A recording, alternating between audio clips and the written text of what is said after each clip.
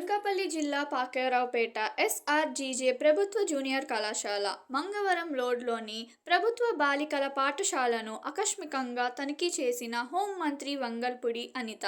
మధ్యాహ్నం భోజనం పరిశీలించి సమస్యలుంటే చెప్పాలంటూ విద్యార్థులతో మాట్లాడిన మంత్రి అనిత.